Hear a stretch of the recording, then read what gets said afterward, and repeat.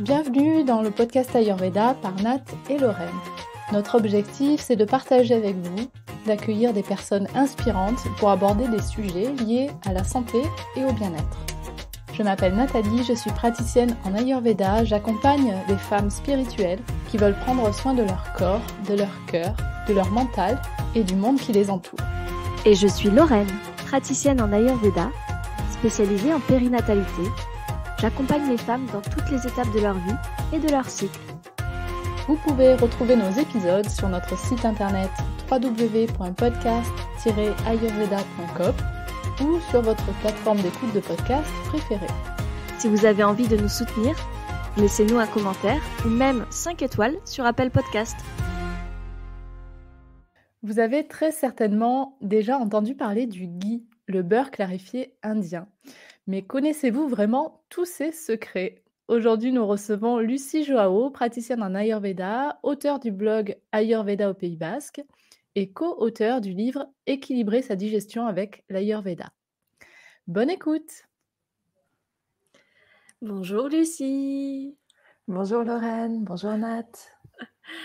Alors Lucie, nous t'avons reçue plusieurs fois sur le podcast Ayurveda, aussi sur le sommet de l'Ayurveda. Mais alors, depuis ton dernier passage, il y a une nouveauté, c'est que tu as publié le livre Équilibrer sa digestion avec l'Ayurveda en collaboration avec Marie-France Farr aux éditions Erol. Alors, pour les auditeurs qui ne te connaissent peut-être pas encore, qui ne savent pas que tu as sorti ce livre, est-ce que tu peux nous en dire un petit peu plus sur toi ? Oui, merci. Ce livre, en fait, sur moi et moi dans le livre, en fait, c'est que la nutrition ayurvédique, elle est souvent décrite en parallèle avec la cuisine indienne et on a voulu, avec Marie-France Farré, redonner une dimension locale à la nutrition ayurvédique. C'est clairement, redonner, c'est revenir en fait à l'origine de la nutrition, la bonne nutrition. En fait, l'idée principale, c'est que notre environnement nous offre ce dont on a besoin au moment où on en a besoin. Et c'est ce que nous apprend l'Ayurveda et c'est ce qu'on a voulu retranscrire à travers les recettes. Il y a 40 recettes dans le livre, mais il y a aussi toute une partie didactique où j'explique comment prendre soin de sa digestion, en fait, comment diagnostiquer, entre guillemets, ce qui se passe dans notre système digestif et comment le réguler grâce à l'alimentation et l'hygiène de vie. Super, en tout cas, c'est un magnifique livre avec de très belles recettes. Les photos sont superbes, ça donne vraiment envie. Donc, on invite tous nos éditeurs à se procurer ce magnifique ouvrage. Alors aujourd'hui, on se retrouve pour parler du ghee, comme l'a précisé Nat en intro, parce que tu as fait un article dernièrement sur Instagram qui nous a un petit peu titillé. Avant de rentrer un petit peu en détail sur le ghee, est-ce que tu a déchaîné les foules, on dirait. Voilà. Alors, ne nous lancez pas de tomates suite à cet épisode, s'il vous plaît.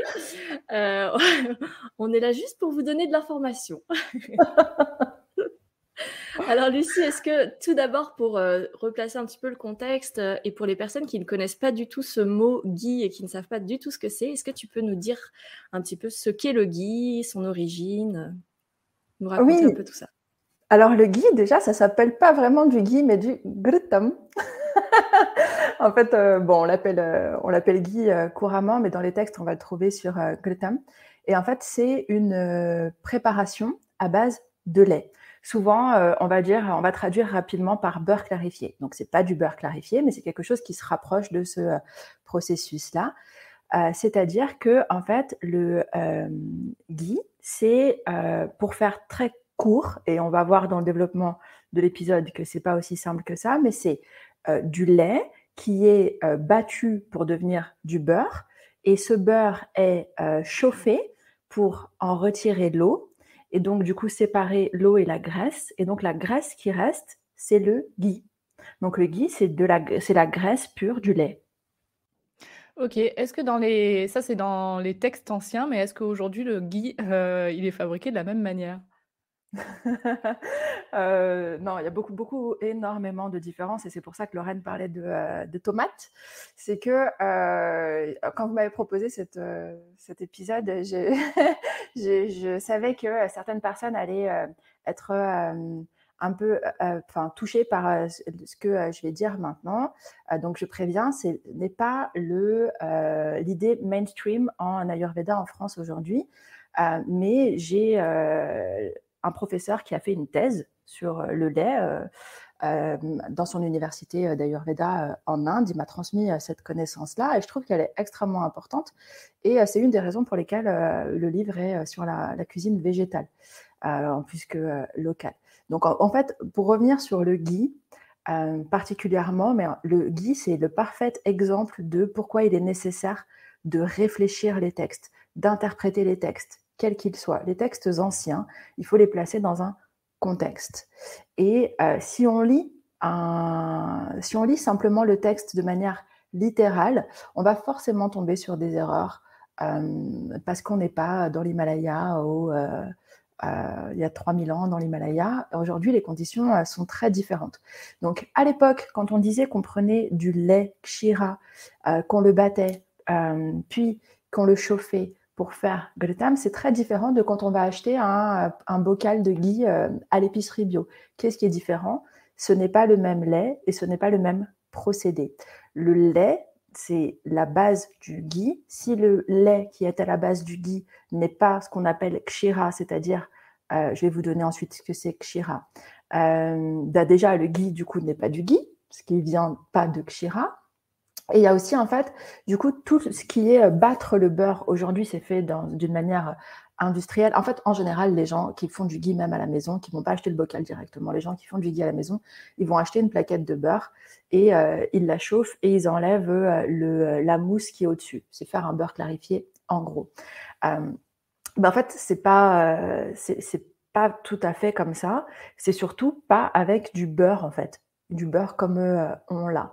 Les critères pour le lait sont absolument nécessaires à la compréhension de ce qu'est un ghee consommable. Pardon, je me suis un peu perdue. Non, mais du coup, on veut bien savoir quels sont les critères du lait pour faire un ghritam, du coup, vraiment selon les textes ayurvédiques, du coup, pour faire un bon ghee. Ok. Les critères, en fait, du lait qui est consommable, il y a deux types de lait qui sont décrits, qui sont décrits dans les textes, dans les samhitas, dans les textes classiques de l'Ayurveda. C'est kshira et amakshira. Amakshira, ça veut dire le poison de kshira. Donc, pour que le lait soit consommable, qu'il soit ce produit avec toutes les vertus qui sont décrites dans les textes, pour qu'il soit un élixir, le lait doit être consommé encore chaud du pis de la vache, déjà, pour commencer. S'il n'est pas consommé encore chaud du pis de la vache, il faut l'avoir bouilli dans les 2h30 après l'attrait. S'il a été bouilli dans les 2h30 après l'attrait, on peut le consommer dans les 4h30.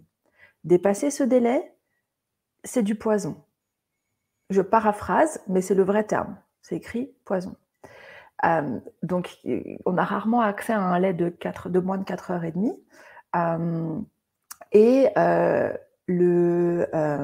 Donc déjà, tout ça, c'est, voilà, il faudrait boire le lait dans les 4h30. Ensuite, il faut que la vache, elle soit nourrie exclusivement comme tous les animaux qu'on mange ou dont on consomme quelque chose, il faut que ces animaux soient nourris exclusivement de leur nourriture naturelle, c'est-à-dire de l'herbe. La plupart des beurres qu'on achète, des laits qu'on achète ne viennent pas de vaches qui ont été élevées dans ces conditions-là, mais ça existe. Donc il y a quand même souvent dans le ghee, justement les bocaux de ghee, on voit grass-fed ghee, genre du ghee de vache qui a été élevé à l'herbe. Ça c'est déjà mieux, mais dans les conditions, il y a aussi qu'en fait la vache, après qu'elle ait mis bas le veau, il faut que le veau soit exclusivement nourri pendant 7 jours. Après les 7 jours, là, on peut commencer à traire la vache, mais uniquement quand le veau a été nourri. Donc, pendant 7 jours, c'est exclusivement la vache. Ensuite, c'est d'abord le veau, et après ce qui reste, on peut le prendre. Donc déjà, clairement, ça n'arrive pas. Et une des conditions pour que kshira ne soit pas amakshira, c'est-à-dire du poison, il faut que le veau soit vivant, que la mère ait le veau vivant avec elle. Clairement, je sais qu'on n'aime pas cette comparaison-là, mais si si une femme n'a plus son bébé, elle fait plus de lait. C'est pareil pour n'importe quel mammifère. Donc c'est pareil pour les vaches. Et dans l'industrie, les vaches n'ont pas on leur prend leur bébé au bout de 2 jours en fait. Donc déjà tout le lait de l'industrie c'est Amakshira. Ensuite le grass-fed ghee, donc celui qui vient des vaches élevées à l'herbe. Généralement, elles n'ont pas leur veau non plus, parce qu'en fait, le veau ne va pas faire du lait, donc le veau, il est envoyé, on le mange, quoi. Enfin, les personnes qui en mangent le mangent. Et toutes ces conditions-là, en fait, à part si il faut que la vache soit en bonne santé. Faut pas qu'elle ait eu de fièvre, faut pas qu'elle ait un rhume, quoi. Et en fait, toutes ces conditions-là, à part et il faut que ce soit, pardon, encore une chose, que ce soit les petites vaches indiennes, en fait, pas nos grosses vaches. Celles qui sont sacrées. Il faut que ce soit. Mais c'est ça en fait, qu'elles soient aimées et libres, etc. Mais c'est surtout en fait, elles sont beaucoup plus petites. Et comme le lait c'est un liquide de croissance, c'est ce qui fait que les bébés deviennent des adultes. Le principe du lait, c'est de faire croître les tissus. Donc, si la vache, enfin voilà, en fait, plus l'animal est gros, plus le liquide de croissance est fort en croissance. Et donc, les petites vaches, elles ont déjà une moins forte potentialité de croissance que les grosses vaches. Mais dans les textes ayurvédiques, ils parlent de tous les laits. En fait, on a le lait de ces vaches-là, de la chèvre, de la chamelle, de la jument, de l'éléphante, etc.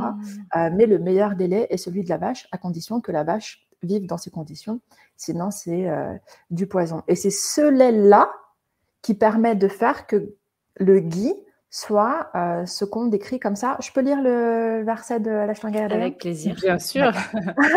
Donc là, en fait, je vous donne la description du ghee dans un des textes les plus classiques de l'Ayurveda, qui est le plus simple, qui est l'Ashtanga Hridayam. Alors, idéal pour favoriser l'intelligence, la mémoire et l'ingéniosité, la digestion, la longévité, la semence sexuelle et la vue. Bon pour les enfants et les personnes âgées, bon pour ceux qui désirent la fertilité, la beauté et une voix agréable, pour ceux qui souffrent d'amaigrissement à cause d'une blessure à la poitrine, d'herpès, de blessures par arme ou feu, de déséquilibre de vata et pitta, de poison, de folie, d'activités non auspicieuses et de fièvre. De tous les produits gras, le ghee est le meilleur. Il est rafraîchissant, il retient la jeunesse, peut donner 1000 bons effets si on en maîtrise les procédés. Voilà, donc là, vous allez me dire, mais alors, pourquoi on n'en prendrait pas ? Ça a l'air d'être le truc le meilleur du monde.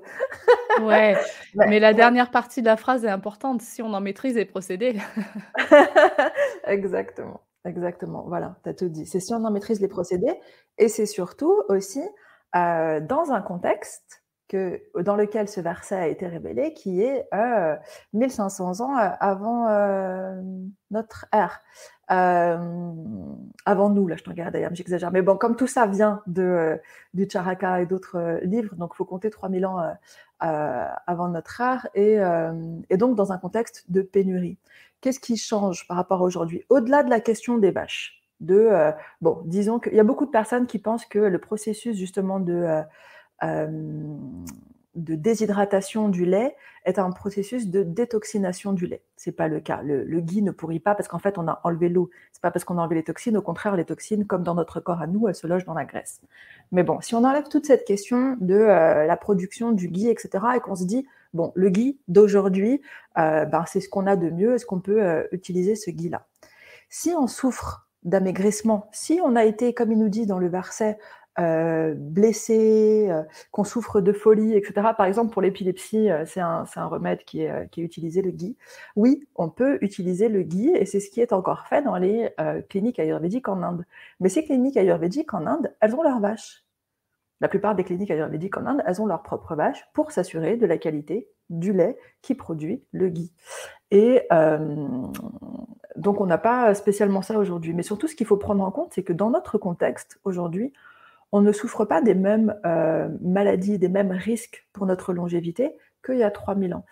À l'époque, on était dans un contexte de pénurie alimentaire. Aujourd'hui, on est tout l'inverse, on est dans un contexte d'abondance alimentaire qui engendre les causes de mortalité les plus grosses causes de mortalité aujourd'hui sont ce qu'on appelle des maladies d'excès de tissu. Les maladies cardiovasculaires, les cancers sont des maladies d'excès de tissu. Le propre des produits laitiers, ghee inclus, c'est de faire croître les tissus. C'est la fonction même du lait, c'est de faire croître les tissus.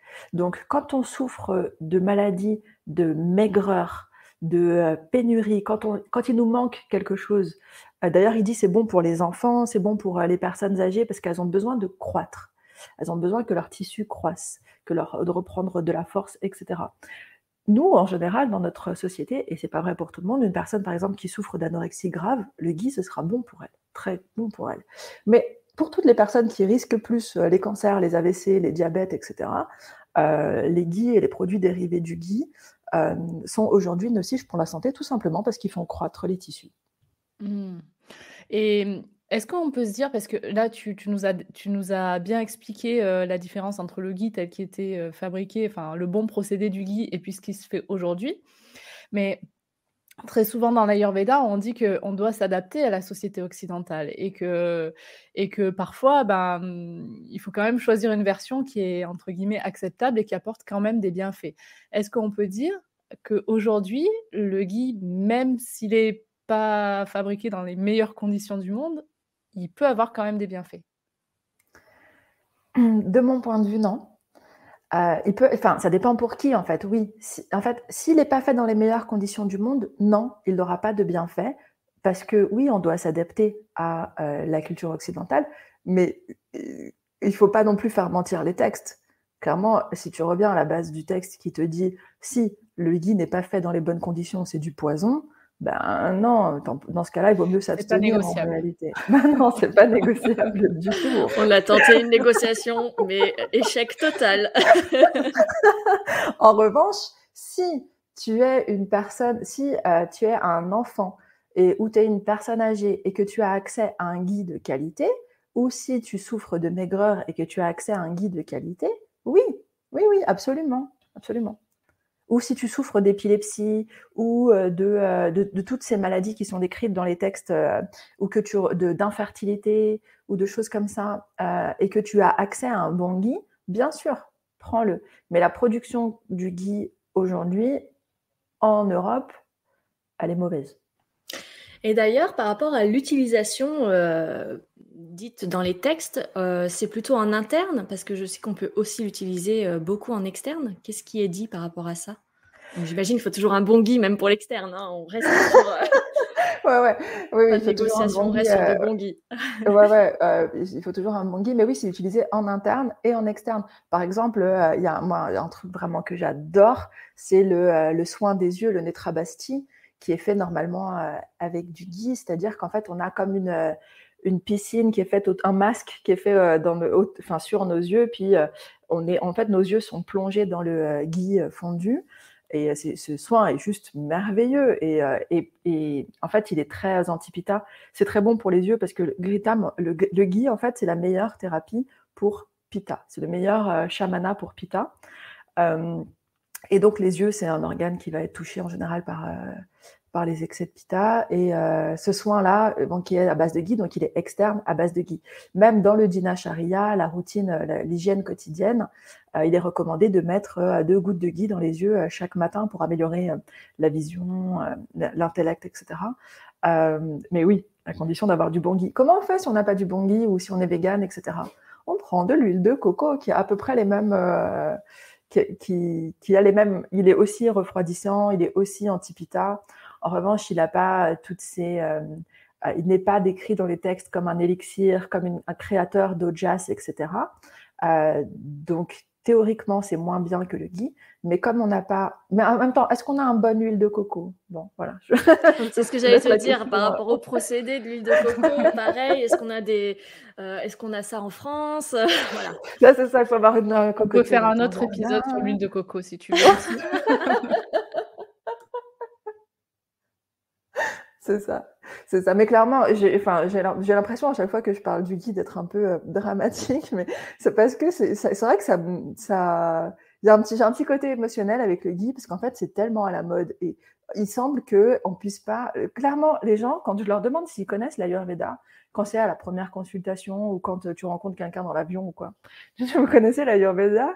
Puis ils te disent oui, oui. Alors, ils te disent 2 choses. Soit oui, oui, je suis allée en Inde, ou rien à voir. Ou alors, oui, oui, je mange du ghee. Ah, d'accord. N'importe quoi. Et en fait, le ghee, comme le lait d'or, c'est vraiment devenu le produit phare de l'Ayurveda. Alors que déjà, le lait d'or, c'est pas ayurvédique, ça n'existe dans aucun texte de l'Ayurveda, c'est indien, et c'est très bien comme ça.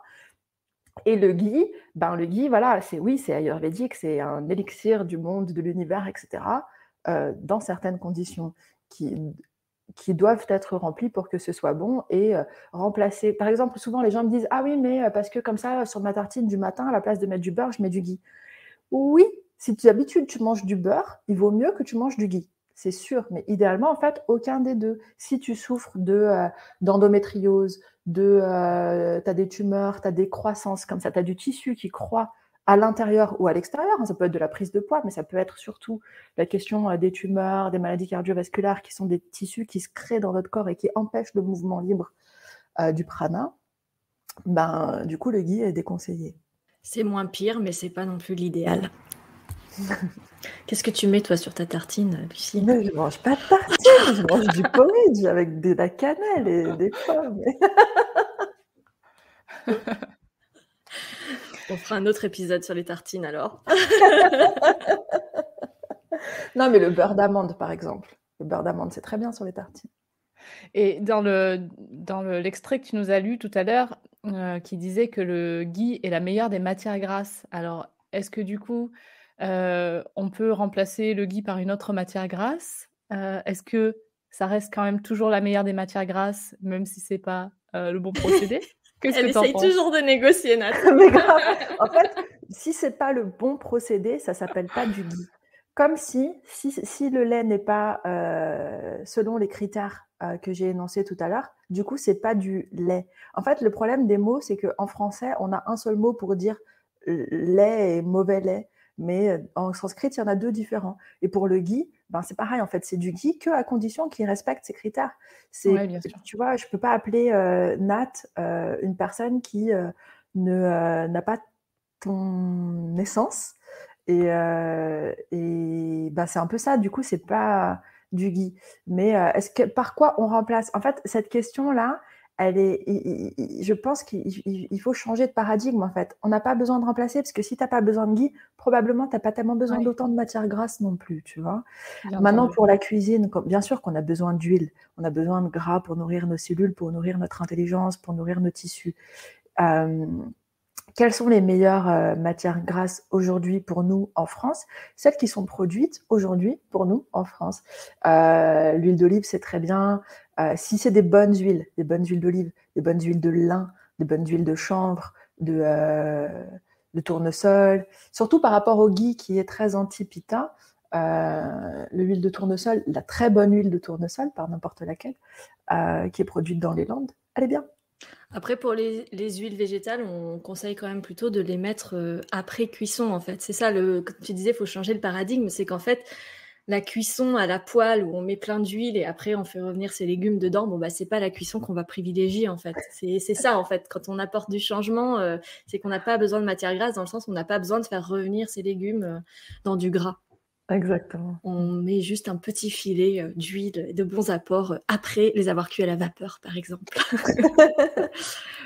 Voilà, parce que c'est vrai que souvent, on entend aussi ça sur le ghee, c'est que ça a un point de cuisson, de chauffe très élevé, et c'est pour ça que c'est aussi intéressant pour faire revenir ses légumes. Moi, la première, je le dis quelques fois, donc voilà, c'est vrai que c'est un des points positifs du ghee, mais encore une fois, encore faut-il que ça soit un bon ghee.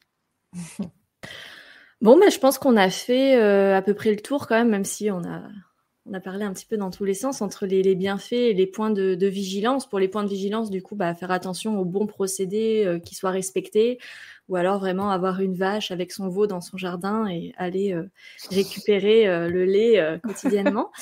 Est-ce que tu as des éléments que tu souhaiterais ajouter, Lucie, sur le ghee, sur ce qu'on a dit, sur ce que tu souhaiterais transmettre? Peut-être plus globalement, je l'ai dit un petit peu au début, mais de la nécessité d'interpréter les textes à la lumière de leur contexte et de notre contexte. C'est valable pour le Ghee et c'est valable pour l'Ayurveda et pour tous les textes anciens. Bien s'interroger sur ce qu'on lit aussi, se questionner toujours. Le Ghee, ok, est-ce que c'est vraiment ayurvédique? Est-ce que c'est vraiment bon pour moi? Est-ce que c'est adapté à notre société? Ou est-ce que c'était bien il y a 3000 ans? Exactement. Et pardon, du coup, je fais une micro-parenthèse, mais l'alcool, c'est pareil, en fait. Des fois, sur les trucs ayurvédiques, on entend « Ah, mais non, mais c'est correct de boire un peu de vin. On peut boire du vin parce que tel shloka du Charaka Samhita, il dit que le vin, c'est bon pour tel dosha. » Non, mais en fait, c'est genre 2 cuillères à café d'un alcool qui a été, pareil, un processus incroyable de l'univers que clairement, c'est pas le vin de Bordeaux, malheureusement. Et c'est 2 cuillères à café si tu as tel trouble. Donc, c'est exactement comme le Ghee, en fait. On peut justifier tout et n'importe quoi en prenant des versets isolés. Bah, merci Lucie. Non, c'est hyper bien Lucie que tu puisses, vraiment nous nous apporter un autre point de vue que le point de vue, mainstream, comme tu disais tout à l'heure. Donc, merci pour ça Lucie et puis, ça nous fait, tu vois, nous dire que pour nous, c'est important dans le podcast, c'est que, tous les points de vue puissent être exprimés. Ensuite, on peut en débattre, on peut discuter, mais c'est important que tout le monde, puisse, s'exprimer pour nous. Merci Donc beaucoup de me merci. donner, ouais, merci à vous vraiment de me donner cette opportunité-là d'avoir un discours différent. On dit pas que tout le monde doit être d'accord, mais on peut échanger. On arrive à la fin de cet épisode, Lucie, déjà. On a des petites questions rituelles, mais comme tu es déjà passée sur le podcast, on a modifié un petit peu les questions. Cet épisode va être, diffusé au cœur de l'hiver, donc est-ce que tu peux nous dire quel est, toi, ton rituel préféré en hiver? Ah! Est-ce que j'ai un rituel préféré en hiver? Hem Bon, on a compris que c'était pas une tartine de Ghee le matin. Ça, on a compris. Ouais, non, c'est sûr. L'hiver, moi, je fais beaucoup plus attention. Je sais pas si je peux dire c'est mon rituel préféré, mais si, enfin, je fais beaucoup plus attention à hydrater mes oreilles parce que je suis sensible des oreilles. Et dans le Dina Sharia, c'est vrai qu'on recommande de mettre des gouttes d'huile dans les oreilles tous les matins, ce que je fais pas tous les matins quand c'est pas l'hiver, mais là, je le fais, des gouttes d'huile chaude dans mes oreilles chaque jour avant de sortir. C'est très plaisant. Et du coup, j'en profite pour mettre voilà mon bandeau. Enfin, vous me voyez pas, mais pour ceux qui, enfin, pour vous, Nat et Lorraine, je mets des bandeaux sur mes oreilles ou des bonnets ou quoi pour couvrir les oreilles en fait pour se protéger du froid et du vent qui augmente Vata. Tout à fait. Un rituel super apaisant et cocooning, même si on est dans le froid dehors. Exactement. Est-ce que tu as une citation préférée? Ah, j'en ai plein. Là, tout de suite, celle qui me vient, c'est Ram Manohar qui dit que professeur Ram Manohar qui dit que l'Ayurveda, c'est le processus de la vie qui se découvre elle-même. Voilà. Waouh, c'est beau, merci. Ouais. Et notre dernière question, est-ce que tu as un livre à recommander? En dehors du Tu peux dire mien. le tien, hein. Ouais.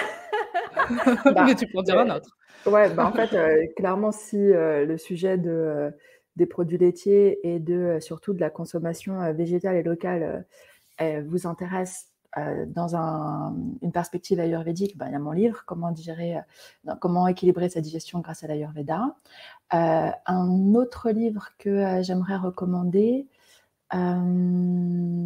est-ce que vous avez lu la Bhagavad Gita? Rien à voir avec la nutrition, c'est pas de l'Ayurveda, c'est du yoga, mais la Bhagavad Gita, c'est voilà, un livre d'une magnifique inspiration.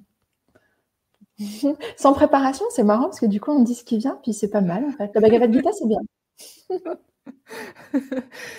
Merci beaucoup Lucie pour ces recommandations et puis merci pour tout ce que tu partages avec nous et pour tout ce que tu partages sur les réseaux sociaux et puis aujourd'hui sur le podcast et sur ton podcast aussi. Tu veux en dire quelques mots pour clore l'épisode? Ah merci, oui. Et en fait, depuis cette semaine, donc depuis quelques semaines après la diffusion de votre podcast, Je lis des textes sur la spiritualité, la philosophie, dans un podcast qui s'appelle Sagesse Sphérique, que vous pouvez trouver sur toutes les plateformes et sur Instagram, Sagesse Sphérique. Merci beaucoup, Nat et Lorraine, de me donner cet espace de parole, cette liberté de parole et d'être toujours, de développer la connaissance de l'Ayurveda en français dans le monde, j'espère, et pour tout ce que vous faites et de m'y inclure. Merci beaucoup. Merci à toi, Lucie. À très vite. Merci, Lucie. À bientôt. Merci pour votre écoute. Si comme nous, vous aimez cette idée de podcast sur l'Ayurveda, n'hésitez pas à nous encourager avec une note ou un commentaire sur votre plateforme d'écoute de podcast et bien sûr, en vous abonnant au podcast. Vous pouvez nous retrouver sur notre site internet www.podcast-ayurveda.com ou sur notre page Facebook Podcast Ayurveda par Nat et Lorraine. À très bientôt!